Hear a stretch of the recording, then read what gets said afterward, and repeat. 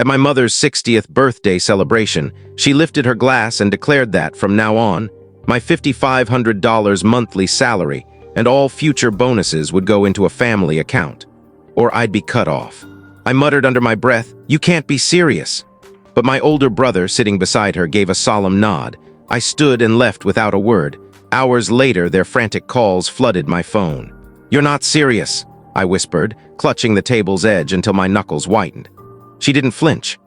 My mother, radiant in a gold gown I'd undoubtedly paid for 6 months earlier as an early birthday gift, stood at the head of a table surrounded by a dozen relatives, her glass raised as if toasting a triumph. Next to her, my brother Julian nodded, his smug expression unwavering. "I'm serious," she said, her smile bright as if this were a joyous milestone. "Today begins a new era. The family account is our future, Michael, and you'll be its cornerstone." The room erupted in laughter as if she delivered a clever quip, as if I were part of the plan, as if this wasn't a financial ambush in the middle of a birthday feast. I rose slowly, my chair scraping the floor like a screech. "You're kidding," I said, scanning the faces around me. My cousin averted her gaze, and Aunt Carla suddenly found her wineglass fascinating. "No," my mother replied, her tone light with a small shrug. "It's only fair. You're doing well, and this is what families do. We support each other. Except in our family, support was a one-way road, me giving, them taking." Julian crossed his arms. "We're building something greater than personal success. You owe it to us." I didn't respond. I grabbed my jacket from the chair, turned, and walked out. My mother's voice echoed down the hall, calling my name, but I kept moving. I reached my car, turned the key, and drove. No destination, just away. Hours later, sitting in the dark on my bed's edge, my phone buzzed relentlessly. First Julian, then Mom, again and again, then the texts began, "Call us back. It's urgent. You can't just walk out like that. Michael, we need to talk. Something's happened." I ignored every call that night. Not Mom's flurry of texts feigning concern. Not Julian's voicemail that began with, "Mike, relax," and ended with, "You're acting like a kid." Because this wasn't sudden. This wasn't a spur-of-the-moment outburst at a party. This was the breaking point of years of quiet exploitation, wrapped in the guise of love. Let me take you back. I'm 32. A systems engineer at a high-performance cloud computing firm in Seattle. My take-home pay is $5,500 a month. Bonuses? Significant. I'm skilled at my job, not flashy but reliable. I rent a modest studio in Belltown, living frugally. I budget, I save, I don't splurge. I don't waste money, because for 8 years I've been the family's safety net. It started small. "Michael, darling, your brother needs help with rent this month. He's between jobs." That was when Julian ditched his third startup gig because corporate life killed his vision. "Michael, sweetie, can you cover the down payment for the family's new car? We'll repay you after taxes." Spoiler, they didn't. That was 5 years ago. They still drive that car, still call it ours, though I've never even ridden in it. Then it grew. When Dad died suddenly, an aneurysm, no warning, I stepped up. Because someone had to. I was 25, still paying off student loans, yet I covered mortgage payments for a house I didn't live in. "Julian? He's mourning," Mom said. He mourned all the way to a beach resort with his girlfriend 2 weeks after the funeral. So I paid, silently, steadily, because I believed that's what good sons do. Because whenever I hesitated, Mom would say, "Your father would be so proud," or "Your brother isn't as fortunate as you, he needs extra help." Help, that word. It came to mean, sacrifice your stability so we don't have to change. Julian squandered 3 failed ventures, never holding a steady job for more than a year. He called himself a visionary entrepreneur, but he was just a reckless spender. Designer clothes, cutting-edge gadgets, networking, trips to Napa, all funded by me, even if no one admitted it. Once he sent me a payment request labeled Family Vision Growth. It was for $1,200. I declined. He texted, "Wow, great team spirit." 5 minutes later, Mom called. "Michael, what's wrong with you? Julian's trying to build something and you're being selfish." That's when I saw it clearly. I wasn't the son in this family. I was the financier, the ATM, the one they could guilt into bankrolling their irresponsibility. So when the birthday dinner happened, it wasn't a shock. It was just the first time they'd said it so openly. The family account wasn't new. It had always existed. It was just unspoken before. My salary, their demands. My bonuses, their luxuries. My boundaries, optional, but now. Now they were formalizing my role as their servant, like I was on payroll. And what stung most was they expected me to smile about it, to clink glasses and celebrate the privilege of funding their lives. That's why I walked away without another word. The next morning, my cousin Jess, the quiet one who avoids family drama, texted me. "Heard you left the party early. You okay?" I replied with one line. "They tried to claim my income like it was their birthright," she called immediately. Apparently, after I left, chaos erupted. Julian tried to save face with a speech about family unity. Mom started crying. Uncle Ray muttered something about the younger generation being self-centered. Then, in front of everyone, Julian declared I'd agreed to start automatic transfers to the family account that week. And then, silence, because I hadn't. I hadn't agreed to anything. Jess said the mood turned frosty when I didn't return. They waited, they called, they panicked. And then Julian logged into our shared family cloud drive and began editing a spreadsheet titled Michael's Contributions 2024 Forecast. Like my money was a line item. Like I was a resource. 3 days later, an envelope arrived. Inside was a typed letter from my mother, not a text, not a call, a letter. It began, "Dear Michael, we're concerned about you."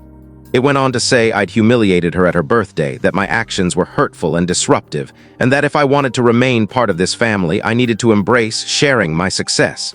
She used terms like emotional growth and financial compassion. She wrote, "You've always been the reliable one. That comes with greater responsibility." And the final blow, "We expect the first payment by Friday. Julian will send the account details." No apology, no recognition of the absurdity, just demands, entitlement. Like I was an employee missing a deadline. I folded the letter, tucked it back into the envelope, and tossed it in the trash. Then I did something I should have done years ago. I made a plan. I didn't sleep much that night. It wasn't just anger, it was clarity, like I'd been manipulated for so long that stepping away felt like betrayal. But now, it felt like survival, and I wasn't just going to vanish. They wanted a family account? Fine. I'd give them something unforgettable. The next morning, I called HR and redirected my paycheck to a new bank account, one my family didn't know existed. I closed the old one without a word. Then I contacted my leasing agent and signed for a spacious one-bedroom apartment. No roommates, no shared spaces, no more "Hey Mike, can we stay over?" from Julian's endless parade of freeloading associates. But the real step, I reserved a table at Mom's favorite upscale bistro, the same place she'd begged me to take her for her 58th birthday, just this once for tradition. I sent a message to the family group chat. Yes, we had one. "Let's meet lunch tomorrow, 1 p.m. I'll pay." Julian replied instantly with a thumbs up. Mom wrote, "I'm glad you're seeing reason. Bring the first deposit slip, sweetheart." That told me everything. They still thought they owned me. The next day, I arrived in a sharp suit. Not because I needed to. I rarely wear them outside work events, but because I wanted to face them as their illusions crumbled. Mom was already seated, glowing like royalty. Julian sat beside her, flipping through what looked like printed charts. I sat down, said nothing. "Michael," Mom began, reaching for my hand. "This is so good. I know things got heated, but I knew you'd come around. You're just like your father, you understand family duty." Julian slid a document across the table. "Here's a draft of the monthly contributions," he said, sipping his drink casually. "We factored in your last 3 bonuses. It's reasonable. $2,800 a month. On top of rent, groceries, and bills, it would leave me scraping by. And that wasn't all. There were levels. Bonuses over $10,000, 70% to the account. Side gigs or consulting, 60%. Reasonable, Julian repeated with a smirk that made me want to upend the table. I leaned back, crossed my arms. "Okay," I said slowly, "but just so I'm clear, what exactly does this family account do?" Mom blinked. "It helps everyone." "Who's everyone?" "Well," she said, "your brother's business is still in progress, and I'm not working because of my health, and Uncle Ray's out of a job." "So not me," I said. "Everyone else?" "Michael, don't be small." I picked up the document and skimmed the fine print. Julian had written it like a legal contract, as if he were managing an estate. "Is this a joke?" I asked, my voice flat. Julian's face hardened. "Don't start, man, you agreed." "I didn't agree, you announced it. You all cheered like I was a benefactor. You left before we could clarify." "I left," I cut in, "because you tried to chain my future to a family of adults who refused to take accountability." Silence. Mom leaned in, her voice soft, manipulative. "Sweetheart, you've always been the strong one. You've always carried us." "Exactly," I said, "and I'm done." Her eyes widened. "What?" I stood, dropped the document onto my untouched plate. "I'm done bankrolling Julian's flop parade. I'm done paying for your trips disguised as crises. I'm done pretending love means sacrifice." "Michael," she gasped. Don't speak to your mother like, no, you don't get to guilt me anymore. You don't get to call me selfish when you've been bleeding me dry for years. Julian stood. Bro, chill. I turned to him. You're 35, act like it. Get a job, you're not building a legacy, Julian. You're leeching off one someone else earned. His jaw tightened. You think you're above us? No, I said, but I'm above this. I pulled out a folder and set it on the table. What's that? Mom asked. Proof, I said. Every payment, every gift, every loan you promised to repay, over $78,000, I tracked it all. Julian scoffed. So you're keeping tabs now? I met his gaze. Yes, because you never did. I walked away as Mom called after me, didn't turn back. That night the messages flooded in. Julian, you humiliated Mom, you're acting like a kid. Mom, this is just a phase, you'll calm down. Call me, then silence. Then 2 days later, panic. Julian's startup funded by investors. Acamore family contacts was unraveling. Word spread that I wasn't backing the account anymore. And guess who they all thought was the real money behind it? Me. Without my name, the whole scheme looked like a sham and it collapsed. Because it was. Next came calls from Uncle Ray, then Aunt Carla. Then a voicemail from Mom that started calm and ended in tears. Michael, please, your brother made a mistake. We just need help for a few months. We can adjust the numbers later, okay? No, not anymore. The fallout was swift. The moment I walked out of that lunch, it was like yanking the foundation from their house of cards. Everything crumbled fast and loud. I changed my number that afternoon. No more can we talk? Voicemails from Julian. No more we didn't mean it like that texts from Mom. I was done cleaning up their messes. For the first time in years, the silence belonged to me, and it was liberating, but they didn't handle it well, not at all. By week's end, Julian emailed me subject, urgent, please read.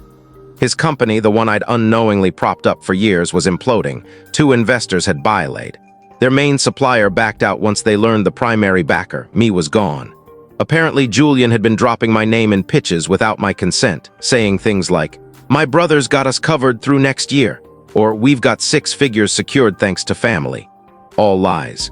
All banking on the assumption I'd never walk away, except I did, and his flimsy empire fell apart in days. Mom started calling from random numbers. I ignored them all. Then came an email subject. We can still fix this. Fix what? Their total reliance on me, their decades-long belief that my purpose was to fund their lives. There was nothing to fix. There was only freedom to seize. Within 2 weeks, I'd settled into my new apartment. Bigger than necessary. Modern, secure, with a heavy door that locked tight, the kind no one could barge through to borrow my Wi-Fi or crash for the weekend. My salary was mine at last. I bought groceries without budgeting for Mom's medical bills or Julian's urgent phone upgrades. I invested in equipment for my side projects. I joined a gym, slept, breathed. For the first time, I looked in the mirror and didn't see exhaustion. I saw myself. It was surreal and incredible. Then the family began to fracture. Uncle Ray, who once told me money flows upward in families like I was a wellspring, called to discuss my approach. I told him I'd only communicate via email. He never followed up. Aunt Carla messaged on social media, asking if I was okay, saying Mom was heartbroken and Julian looked like a shadow of himself. I didn't reply. Cousin Jess, though, was different. Whatever you said, she texted, you rattled the whole family tree. I laughed, and for once it wasn't bitter, it was deserved. Then came the tipping point. A month after I cut contact, an unknown number called. I usually wouldn't answer, but something urged me to pick up. Michael, it was Mom. Her voice was quiet, unfamiliar.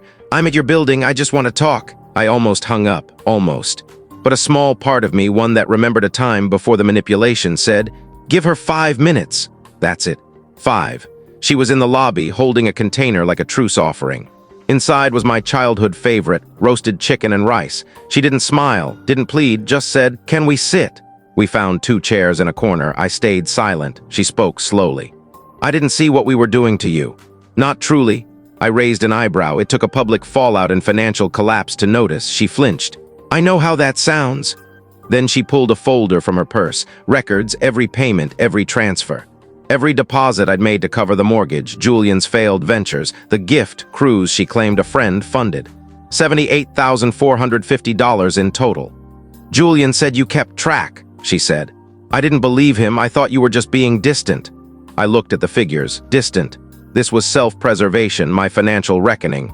I don't expect forgiveness, she went on. I just want you to know I see it now. All of it, and then she said it, the one thing I never thought I'd hear. We exploited you. Not depended on, not needed help. Exploited. I thought I was being a good mother, she said, but I treated you like a revenue source. And when you resisted, I called it disloyalty. Her voice broke. I'm so sorry. I didn't speak. I just sat, letting her admission ring in my ears like a bell. She left the folder on the chair beside me, then she walked away. A week later, Julian texted, no drama, just, you were right, I'm starting fresh, for real. Then a photo, him in a work vest, holding a clipboard at a warehouse. Minimum wage, real effort. I didn't reply, but I smiled. Because they never got it. Cutting them off wasn't about vengeance. It was about reclaiming my life. It was about restoring the color, energy, and freedom that had been siphoned away, one payment request at a time. Last Friday, I treated myself to dinner.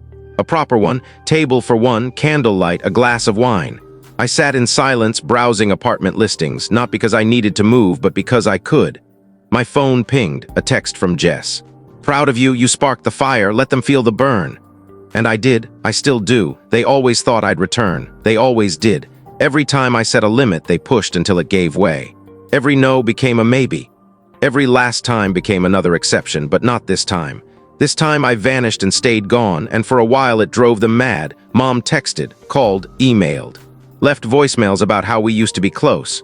Julian sent guilt-soaked messages, trying to pull me back into my role as the fixer, the bank, the safety net. I ignored them all.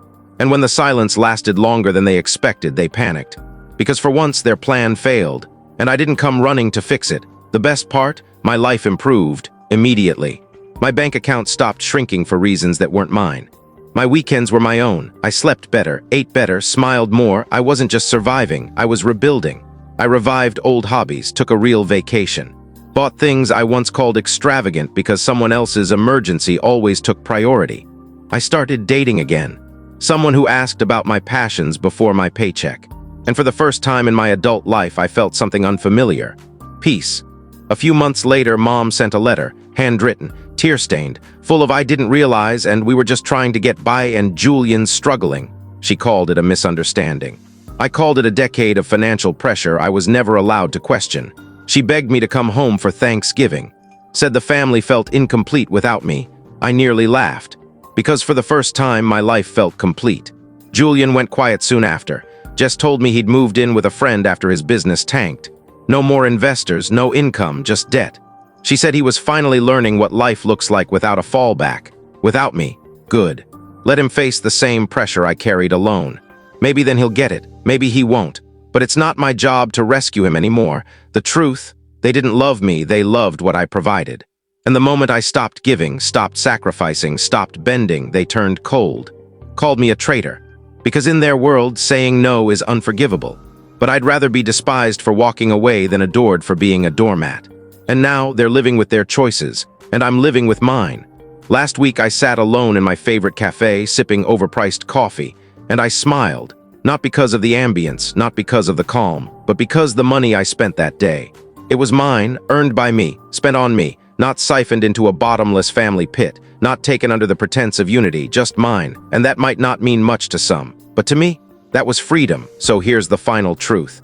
You don't owe your family your income. You don't owe them your peace. You don't owe them your life just because you share blood. You owe them nothing when they start treating you like a resource instead of a person. They called me heartless. They called me selfish. They said I was disloyal. Fine, let them. I'd rather be disloyal than drained. I'd rather be alone than used. I'd rather be free, completely, fiercely, unapologetically free. And I am.